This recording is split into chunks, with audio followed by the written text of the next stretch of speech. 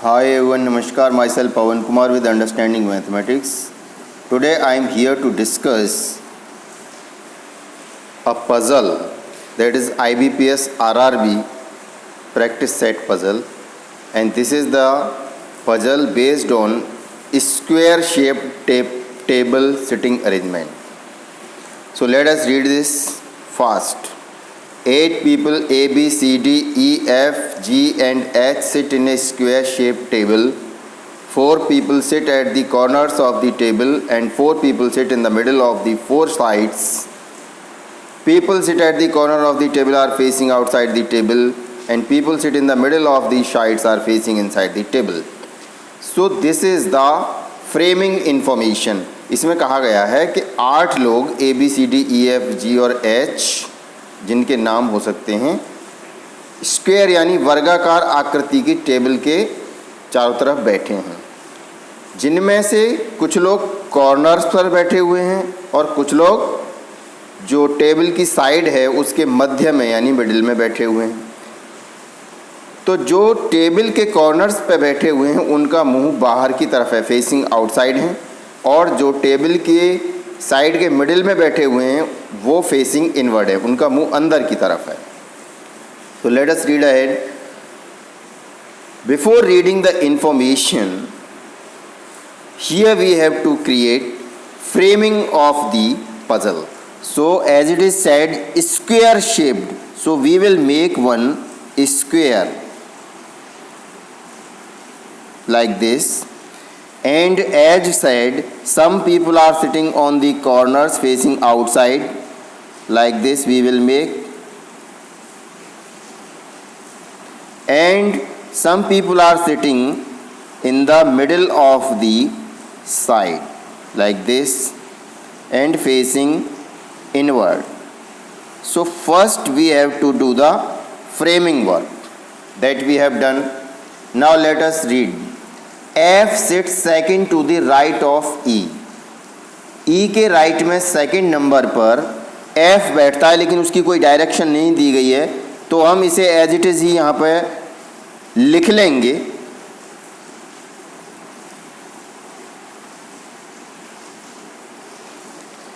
F sits second to the right of E. 3 people sit between F and G. F और G के बीच में 3 लोग बैठते हैं। F और G के बीच में 3 लोग बैठते हैं, इस तरीके से हम नोट डाउन कर लेंगे। उसके बाद कहा गया है D sits second to the left of G. G के लेफ्ट में दूसरे नंबर पर D बैठता है। ये मान लीजिए, मैं यहाँ पे पेन चेंज कर लेता हूँ, ये मैंने G ले लिया, इसके लेफ्ट में सेकंड नंबर पर D बैठता है। इस तरीके से इंफॉर्मेशन नोट हो गई। A sits second to the right of C.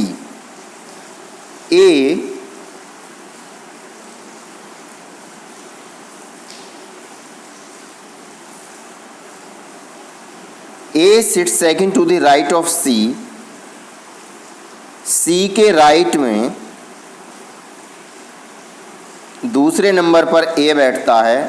Who sits opposite to B? This is the most important information. H does not sit at the corners of the table. ये हम corners अगर बनाएं इस तरीके से तो यहाँ पर H कहीं भी नहीं बैठता है। ये इंफॉर्मेशन पूरी हो गई। अब आपको इस इंफॉर्मेशन को अरेंज करना है, जैसा कि this is the most important information. C and B are opposite. Opposite means face to face, they are facing each other. Facing each other means उनका मुंह एक दूसरे की तरफ है, और एक दूसरे की तरफ कब होगा? जब वो टेबल के इनवर्ड फेस करेंगे। तो हम कहीं पर भी C से शुरुआत कर लेते हैं। सबसे पहले हम यहाँ पर मान लीजिए C ले लेते हैं। C के फेसिंग अपोजिट यहाँ पर B ऑटोमेटिकली आ जाएगा, और जैसा कहा गया था C के राइट में A है, तो C के राइट में A हम डाल देंगे फर्स्ट सेकंड, ये यहाँ पर डाल देंगे। इसके बाद जो इम्पोर्टेंट इन्फॉर्मेशन था वो ये है कि D sit second to the left of G, तो G अभी इधर आया नहीं, इसलिए हम आगे बढ़ेंगे। C is neighbour of D, C neighbour है, पड़ोसी है किसका? D का। तो वो हम यहाँ से, C तो है ही, यहाँ पर आएगा D या यहाँ पर आएगा D, इन्हीं में से आएगा। लेकिन अब यहाँ से जो ऊपर वाली इंफॉर्मेशन थी वो इम्पोर्टेंट है। D sit second to the left of G, यानी जो G है, G के बाईं तरफ दूसरे नंबर पर D बैठता है। अगर हम यहाँ से देखें तो फेसिंग आउटसाइड आएगा और आउटसाइड बंदे का राइट साइड क्लॉकवाइज होगा, और जबकि वो कह रहे हैं लेफ्ट साइड में, तो ये जो G जाएगा ये यहाँ जाएगा, ये G यहाँ चला जाएगा, क्योंकि इसका लेफ्ट इधर पड़ेगा फर्स्ट सेकंड, तो ये इन्फॉर्मेशन सही हो जाएगी और ये वाली इन्फॉर्मेशन हमारी गलत हो जाएगी। अब यहाँ से हम आगे बढ़ेंगे। 3 people sit between F and G, F और G के बीच में 3 लोग बैठते हैं। G हमारा यहाँ पर है।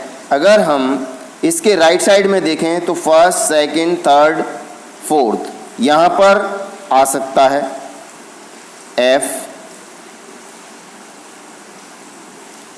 यहाँ पर हमारा F आ सकता है।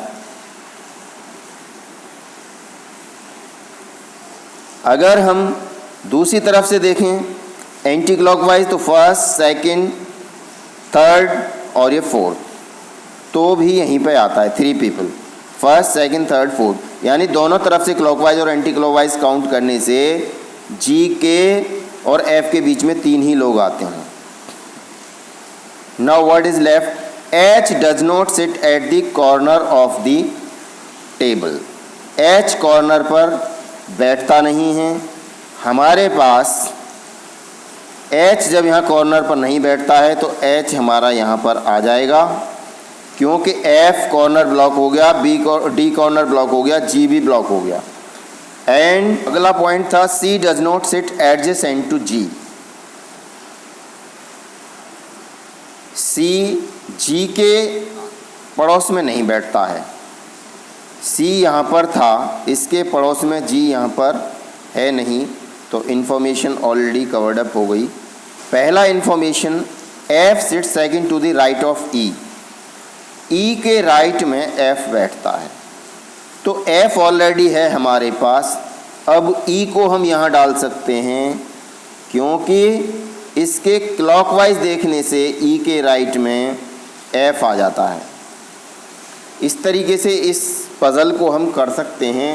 तो इस पज़ल को करने में जो मोस्ट इम्पॉर्टेंट इन्फॉर्मेशन है वो है हमारी opposite facing. Opposite facing means facing each other, means sitting in the centre facing. Now let us see the questions. Who among the following sits third to the right of H? H के right में तीसरे number पर कौन बैठता है? क्योंकि H facing inward है, इसलिए एंटी क्लॉकवाइज उसका जो है राइट साइड होगा। So first second third, Who among the following sits third to the right of H? H के राइट साइड में तीसरे नंबर पर F बैठता है। What is the position of H with respect to F? F के सापेक्ष H की position क्या है? F is facing outward, so seeing clockwise, F का राइट साइड क्लॉकवाइज में पड़ रहा है और उधर से देखने से फर्स्ट सेकंड थर्ड तीसरे नंबर पर F के पड़ेगा राइट साइड में। What is the position of H with respect to F? Third.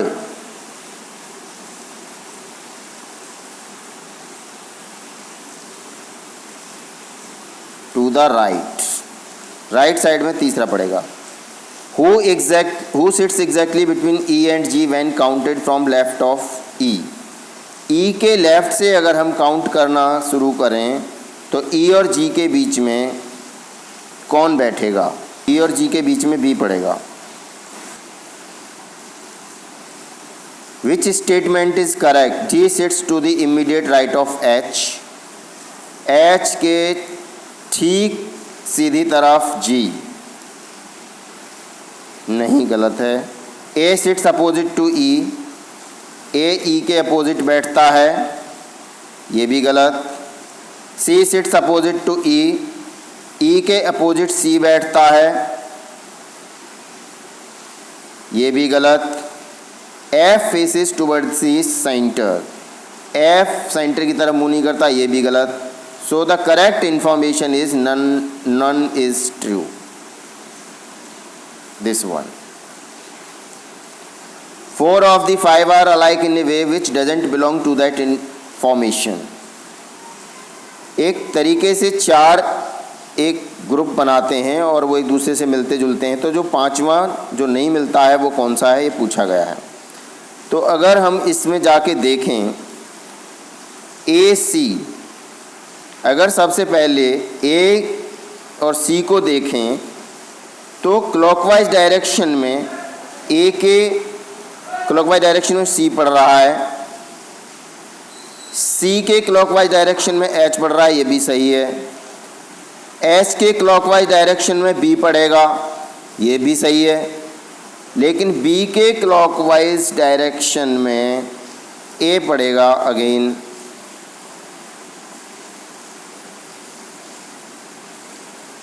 और दिया हुआ है हमको ऑप्शन में जी, तो जी हमारा ऑप्शन गलत पड़ता है, इसलिए यही इसका आंसर होगा। G is the correct answer.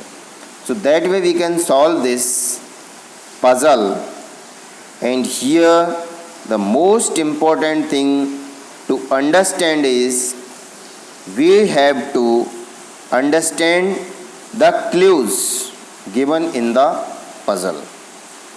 1.5 से 2 मिनट का टाइम लगना चाहिए इसे करने में, लेकिन इसे हमने पढ़ा है, समझा है, समझाया है और किया भी है, क्वेश्चन आंसर भी किया। इस प्रकार से इतना समय इसमें लग रहा है। So thanks for being with us.